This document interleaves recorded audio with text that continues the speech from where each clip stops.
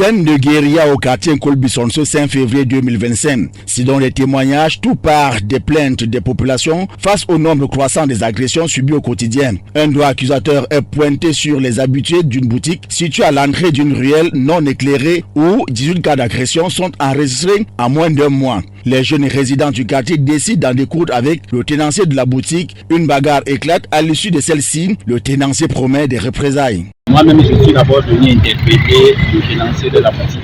Que depuis qu'on fait le fighting qui est devant ta boutique et les gars qui viennent dormir là, nous subissons des agressions. Si ce sont tes amis, essaie de les recadrer. Il m'a fait comprendre que lui-même Michel s'est bandit. Je lui ai dit non, je suis sérieux parce que nous subissons des agressions. Donc il y a encore eu ce problème où les jeunes du quartier sont allés vers nous, le tenancier de la boutique. Comme tu vois là, nous subissons des agressions ici, c'est pas sérieux.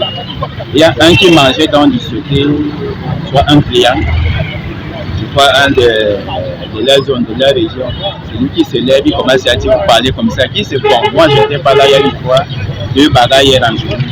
À 18h, le tenancier de la boutique a appelé soit les gars qui sortent de la boutique. Les corps de police parce qu'ils sont arrivés là sur des motos comme ils viennent toujours en groupe avec des boudins. C'est là où la bagarre donc de commencer. Mon petit en fuyant dans le dos, là-bas il est parti tomber. C'est là où on a découpé comme En effet, un jour avant cet affrontement, le nommé Roger Osomba est grièvement blessé aux environs de 19h. La scène macabre se déroule en Colbison, dans le 7e arrondissement. Un groupe de 8 gangsters sur des motos armés de couteaux venus de la briqueterie s'attaque aux jeunes du quartier. Dans la fuite, Roger Osomba trébuche et tombe avant de subir les lames de couteau des agresseurs aux grandes dames des agents de la police sur les lieux munis de matraques seulement. Il y avait 3 policiers qui étaient sur place. Ils n'ont pas réagi. Non, ils avaient pas de matraques.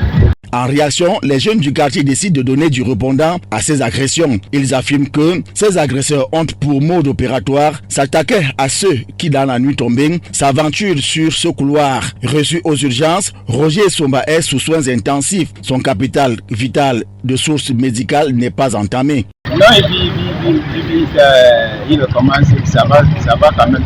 Son état est ça. On a quand même pris soit ses 2 frères qui sont déjà au commissariat. Informés, les populations sont sorties en masse s'attaquer à la boutique dont le propriétaire est en fuite, soupçonné d'être de connivence avec les agresseurs. Cependant, des suspects sont aux arrêts et en exploitation au commissariat de sécurité publique de Colbison.